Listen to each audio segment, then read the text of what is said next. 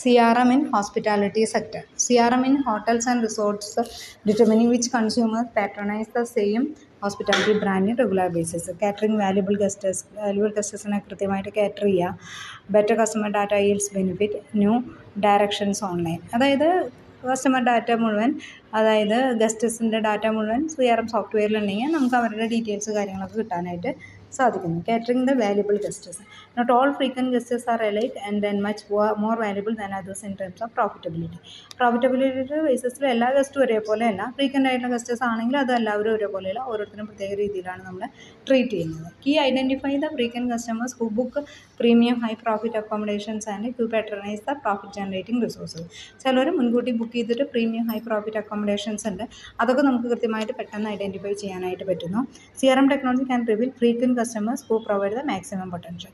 Frequent കസ്റ്റമേഴ്സിനെ identify ചെയ്യാനായിട്ട് പറ്റുന്നു, അതുകൊണ്ട് അവർക്ക് മാക്സിമം പൊട്ടൻഷ്യൽ ബെനിഫിറ്റ് പ്രൊവൈഡ് ചെയ്യാനായിട്ട് പറ്റുന്നു. ഇനി a well grounded CRM programme should be build generating high quality consumer information for designing promotion activities. അതായത് നമുക്ക് CRM പ്രോഗ്രാമിൽ നിന്ന് കൃത്യമായിട്ടുള്ള ഡീറ്റെയിൽസ് കിട്ടുമ്പോൾ അവർക്ക് വേണ്ടി പ്രൊമോഷൻ പ്രോഗ്രാംസ് ഒക്കെ അറേഞ്ച് ചെയ്യാനായിട്ട് സാധിക്കുന്നു. And enhance reward programme may need to be supplemented with other CRM tools and project. മറ്റൊരു CRMലുള്ള പോലെ ടൂൾസ് ആൻഡ് പ്രൊജക്റ്റിൽ അത് ഉപയോഗിച്ചിട്ട് നമുക്ക് അവർക്ക് റിവാർഡ് പ്രോഗ്രാംസ് ഒക്കെ പ്രൊവൈഡ് ചെയ്യാനായിട്ട് പറ്റുന്നു. ഇനി ടെലികോം ഇൻഡസ്ട്രിയിൽ CRMൻ്റെ importance. The beneficiary of competition being consumers, telecom players today's environment is required to design and deploy customer centric strategies, not only grab a share in the market. അതായത് customer centric market provide ചെയ്താലാണ് telecom ഇൻഡസ്ട്രിയിൽ നമുക്ക് നിലനിൽക്കാനായിട്ട് സാധിക്കുകയുള്ളൂ. അപ്പോൾ well defined ആയിട്ടുള്ള CRM strategy implement ചെയ്യണം, competitive analysis നടത്തണം, error free order entry and validation. Error free ആയിട്ടുള്ള ഡീറ്റെയിൽസ് കൃത്യമായിട്ട് സൂക്ഷിച്ച് വയ്ക്കണം.